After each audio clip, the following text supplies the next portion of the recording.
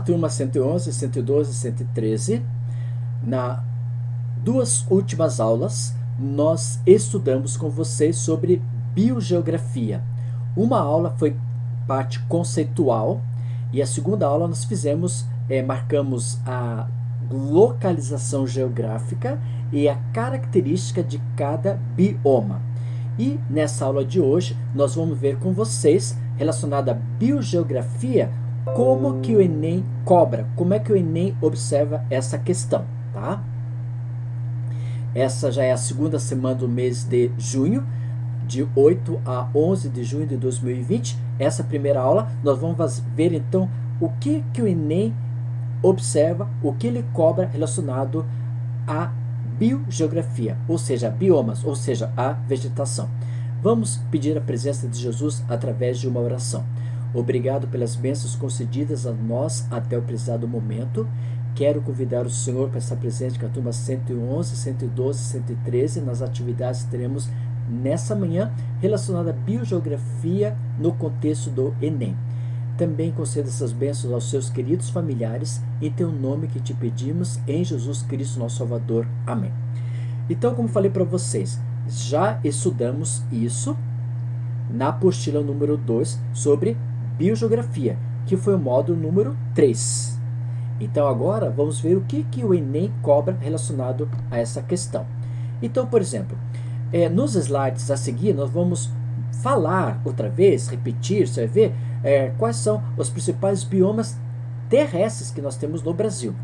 E temos na biosfera, vida, camada de vida, uma diversidade muito grande de ecossistemas. E os ecossistemas consistem em uma interação bem definida entre não vivos e vivos, né? Vivos, vegetação, animais. Não vivos, na realidade, a parte da extração mineral do ambiente, podendo ter a escala variada de grandeza, ser aquático ou terrestre. Então, quando se fala no bioma, eu vou colocar o quê? Bioma em contexto. Quando eu falo, por exemplo, no bioma amazônica, ela vai ter o quê? Questão bióticos, vivos, aquático, terrestre. Agora, quando eu falo na caatinga, eu tenho o quê? Um grande espaço de componente abiótico. Eu estou falando não na questão da matéria de biologia, e sim na questão da geografia, para não misturar os assuntos. Então, bioma para a questão da geografia, nós vimos no setor abiótico não vivos e bióticos vivos. Aqui nós podemos ver que o Brasil tem grande ecossistema e certa homogeneidade estrutural ou funcional, né? Esse funcional, por exemplo, como se diz, a floresta amazônica é o pulmão do mundo. Então, essa é a estrutura funcional que nós temos, por exemplo. Em suma, um conjunto de ecossistemas semelhante, que nós chamamos de biomas. Tudo que temos na floresta amazônica, estou falando muito da floresta amazônica pelo fato que temos o mesmo clima, a hidrografia, né, e em grande espaço, e a própria vegetação. Mas eu posso trazer aqui para a região sul, que nós chamamos de mata de araucárias, que a mata de araucárias se estende de São Paulo, no sul de São Paulo, do estado, pega o Paraná, pega Santa Catarina e termina lá no sul do Rio Grande do Sul. Biomas são condições abióticas, né, com temperaturas, água, relevo, solo e grande quantidade de chuva que vai formar um determinado tipo de bioma. Sendo assim, só organismos adaptados a determinadas condições são capazes de viver nesse ambiente. Então, nós vamos ter o quê? Formação de animais, de peixes, de aves que são típicas de uma determinada região. Você pode observar a vegetação da mata da araucária, ela é diferente da vegetação da floresta amazônica por esses recursos, como foi citado, água, relevo, solo, quantidade de chuva e assim por diante. Quais são os biomas que nós temos no Brasil? Segundo o IBGE, nós podemos classificar a Amazônia, a mais importante de todas, porque é a maior em extensão. Nós temos o Cerrado, nós temos a Caatinga, temos a Mata Atlântica, Pantanal e Pampas. Desses todos aí, eu vou mostrar outra vez algumas características e vou falar como que o Brasil está hoje, 2020, mas nós podemos falar a partir de 2000, né? Se o Brasil está preservando esses 6 biomas. Aqui você pode observar a estrutura dos biomas brasileiros. E nesse mapa aqui, que é o mesmo anteriormente, olha só, esse verde é o maior de todos, que nós chamamos de bioma Amazônia, ou amazônica, que nós temos a floresta amazônica, o clima, a própria vegetação, o próprio fauna, flora típico dessa região. Depois nós podemos observar nessa cor aqui, ó, em um pouco amarelo escuro, sei lá que cor que é essa aqui, nós chamamos de Caatinga, pega praticamente vários estados da região nordestina. Depois aqui nós temos essa parte rosa, que nós chamamos de Cerrado. Ela vem desde o norte do Brasil, pegando aqui a região norte, já pega a região sudeste, como no caso Minas Gerais, pega a região centro-oeste e pega aqui um pedaço de Mato Grosso, né, se estende. E aqui em São Paulo, você pode observar que temos região de Cerrado e vem até aqui no estado do Paraná um pouco da formação de Cerrado. Então, Cerrado seria o segundo complexo maior em extensão. Depois nós temos a Mata Atlântica, que ela se estende desde lá do Rio Grande do Norte, pela região nordestina, vem aqui para a região sudeste, Espírito Santo, Rio de Janeiro, depois São Paulo, Santa Catarina, Paraná, né, e Rio Grande do Sul, finalizando aqui nessa região.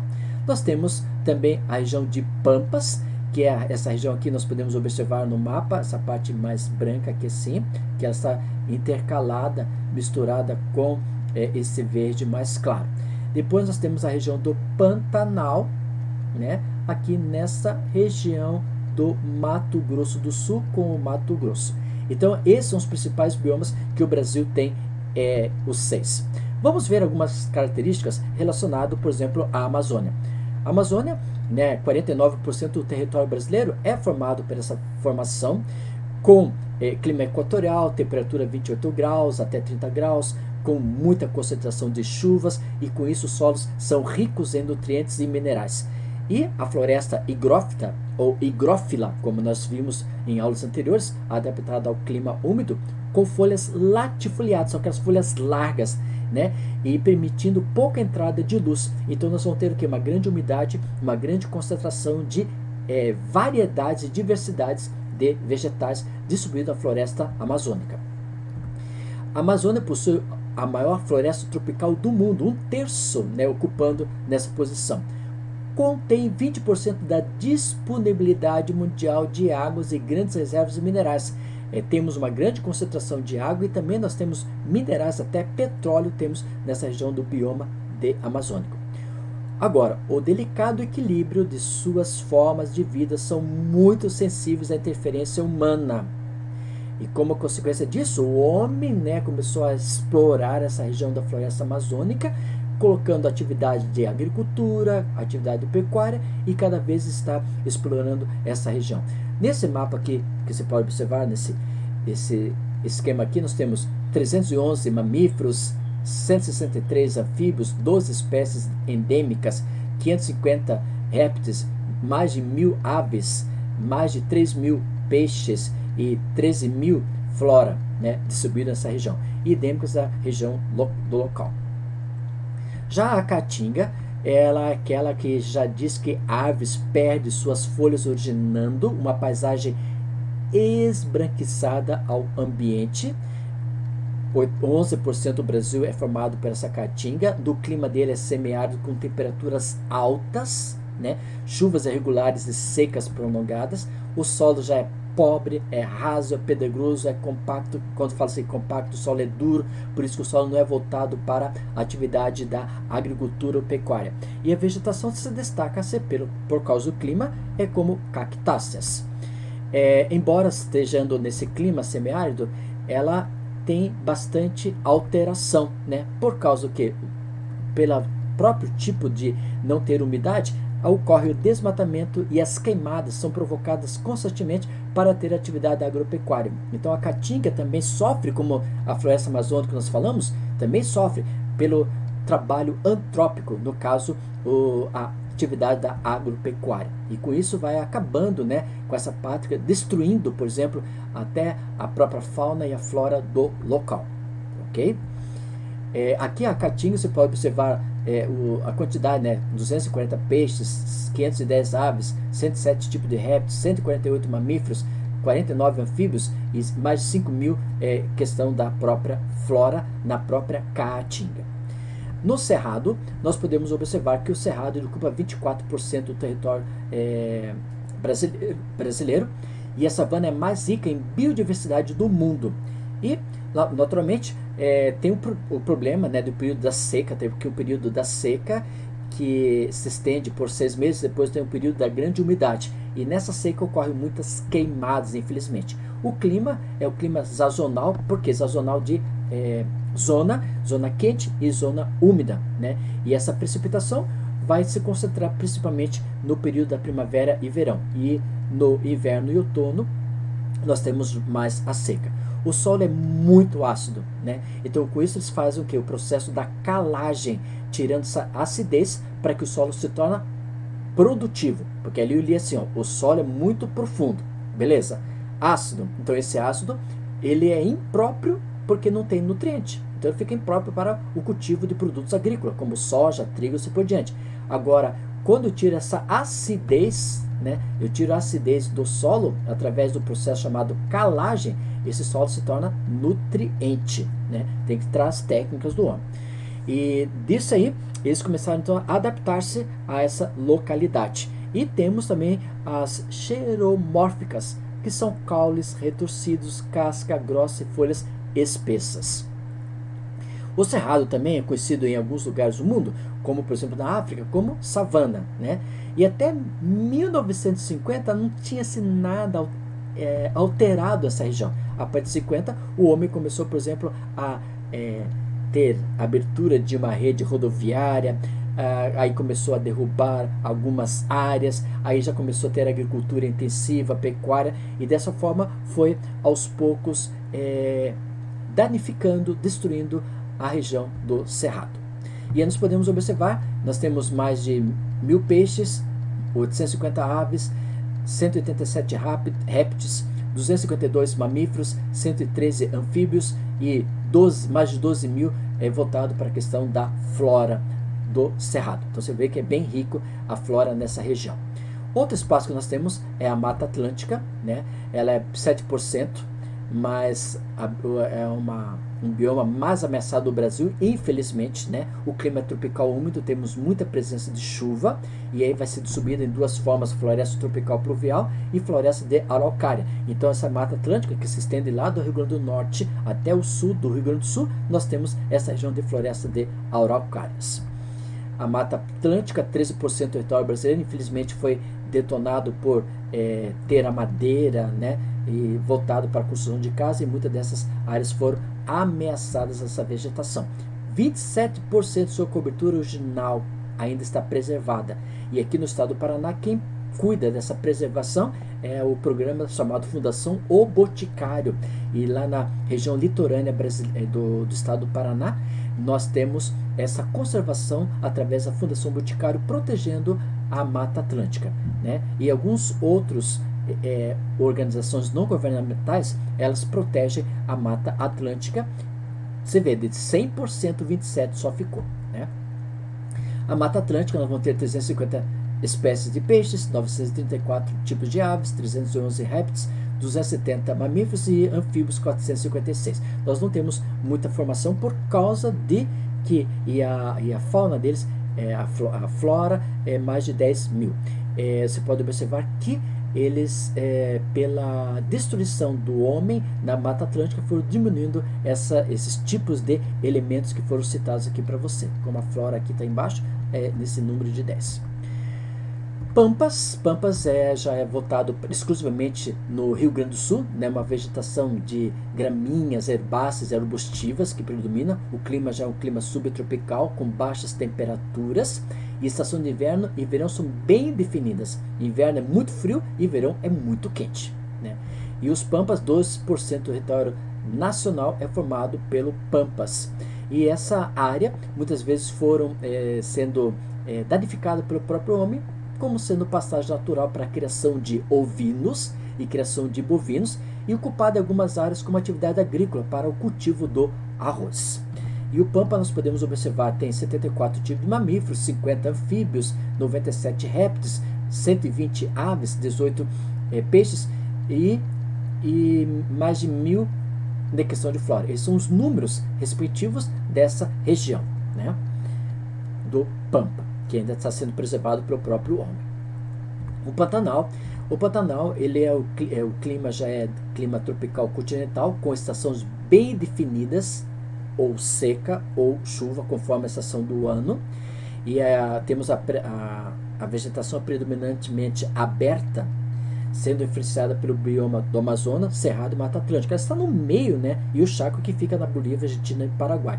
Ela fica bem concentrada nessa localização no meio, entre a Amazônia, que fica ao norte, o Cerrado, que fica na parte já leste, a Mata Atlântica na parte leste e sul, e o Chaco na região oeste. O Pantanal ocupa 2% do território nacional e é a maior planície da inundação contínua do planeta Terra. E aqui nós temos, ali se reúne representantes de quase toda a fauna brasileira, né? E algumas coisas são preservadas, mas também temos a questão de preservação para atividade de turismo e a criação de gado. Esse gado é para ter o crescimento físico do mesmo. E aí o Pantanal, você pode observar, temos 132 tipos de mamíferos, 35 anfíbios, mais de 1000 flora, 263 tipos de peixes, o famoso pacu, né? 463 aves e répteis, 85. Quer saber mais sobre isso? Sobre a biodiversidade? É só você entrar na página do IBGE e lá você vai encontrar fontes relacionadas a isso. Vamos agora a uma questão do Enem. A Mata Atlântica, que originalmente se estendia por todo o território brasileiro, do Ceará, como você pode observar nesse mapa, Rio Grande do Norte até Rio Grande do Sul, ostenta hoje o triste título de uma das florestas mais devastadas do mundo. Com mais de 1 milhão de quilômetros quadrados, hoje restam apenas 5%, conforme o IBGE proposto em 1992. Como mostra as figuras? Então você pode observar na figura, temos as datas, né? O último aqui, então o primeiro começou a cobertura original antes de 1950, depois esse mapa aqui, o segundo de 1950 até 60, depois 60 a 70, de 70 a 80, 80 a 90 e 90 a 2000. Olha só, no primeiro, antes de 50, de 1950, olha só como tinha pontos pretos aqui, ó, tudo isso aqui é informação da Mata Atlântica. Agora aqui já vai diminuindo aqui na região nordestina. Olha como diminuiu bastante a região nordestina e também aqui na região sul. Depois em 80, ó, diminuiu bastante ao sul, na região sudeste e nordeste. Em 80, ficando só aqui na região de São Paulo e da região do Paraná e um pouco aqui no Rio Grande do Sul. E ainda continuam um pouco nesse espaço de 5%. Considerando as seguintes características históricas, geográficas do Brasil e a partir da análise das figuras, é correto afirmar que as transformações climáticas, especialmente na região Nordeste, interferiram fortemente na diminuição dessa floresta úmida? É correto? Não, é incorreto, porque se em 1950 antes nós tínhamos uma grande concentração de vegetação, porque essa Mata Atlântica ela não está no interior da região nordestina, ela está na região de planície. Então a alternativa incorreta. Letra B. Nas 3 últimas décadas, né? Então aqui nós temos 90, 80 e 70. O grau de desenvolvimento regional impediu que a devastação da Mata Atlântica fosse maior do que a registrada? Logicamente, o homem, quando começou, né, nas últimas nas 3 últimas décadas o grau de desenvolvimento regional impediu que a devastação? Não, ele foi o que? Desmatando, foi acabando com tudo nessa região. Letra C. As atividades agrícolas aliadas ao extrativismo vegetal têm se constituído desde o período colonial na principal causa da devastação da Mata Atlântica? Então, é verdadeiro ou falso essa questão? A taxa de devastação dessa floresta tem seguido o sentido oposto ao do crescimento populacional de cada uma das regiões afetadas? É errada, né? Porque não é o sentido oposto, é o sentido contrário ao crescimento. E o crescimento industrial na década de 50 foi o principal fator de redução da cobertura vegetal na faixa litorânea do Brasil, especialmente na região nordeste? Não, a região de crescimento industrial da década de 50 foi na região sudeste. Então, qual a alternativa correta? É a letra C, que as atividades agrícolas aliadas ao extrativismo vegetal, exploração, por exemplo, de pau-brasil, né, que nós tínhamos nesse grande espaço, tem se constituído desde o período colonial na história, pau-brasil, na principal causa da devastação da Mata Atlântica, ok? Geopraticando, você vai entrar lá na plataforma do Eclésio, vai ter um arquivo, e lá no arquivo tem algumas questões do Enem relacionado ao bioma. O que o Enem já cobrou de biomas? Você pode, se quiser, se você não quiser tirar foto das páginas, você pode só colocar lá, numerar o número 1, 2, 3, 4, 5, 6, lá, os números lá, e coloca a resposta, tira a foto e manda para a plataforma do Eclésio, tá? Aproveite para deixar suas atividades em dia. Parabéns para você que está tudo certo, tudo correto, as suas atividades entregue tudo isso em dia. Por exemplo, aqui no Rio de Janeiro nós podemos observar nessa foto uma preservação ainda da floresta chamada Mata Atlântica, no Rio de Janeiro. Você já enviou as atividades de diagnóstico do mês de maio? Se sim, parabéns. Agora, se não, corra para fazer. Por favor, deixe as suas atividades completas. Se você não fez ainda uma atividade atrasada, você pode realizar. Por favor, mande um contato no meu e-mail. Falando o seguinte, meu e-mail é wilson.moreira@educadventista.org.br.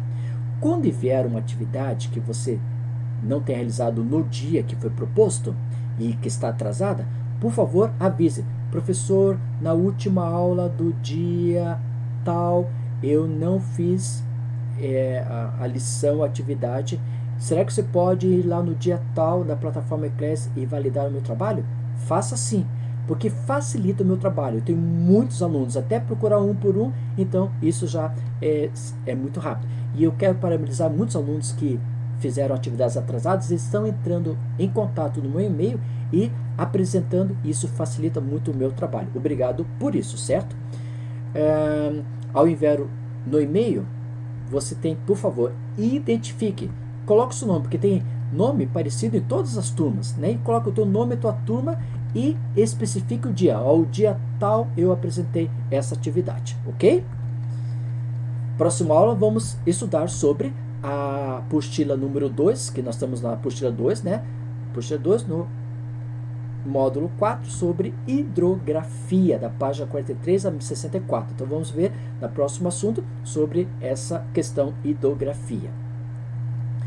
Curta o vídeo lá, né? Já que estamos nesse tempo de ficar em casa, se protegendo, curta o vídeo e assim por diante. Vamos finalizar através de uma oração. Obrigado a Deus pelas bênçãos concedidas a cada um de nós. Venha estar presente com cada aluno, abençoando, protegendo e guiando, que eles possam estar protegidos por Ti nesse momento que nós estamos enfrentando. E que eles possam estar protegidos fisicamente, na questão de saúde, emocionalmente, e que o Senhor possa estender essas bênçãos aos seus queridos pais, que os pais possam receber a Tua proteção, o Teu amor, o Teu carinho, e fica com cada um de nós. Muito obrigado por tudo, em Teu nome que Te pedimos, em Jesus Cristo, nosso Salvador. Amém. Muito obrigado, 111, 112, 113, que Deus possa abençoar você. Até a próxima vista. Fui.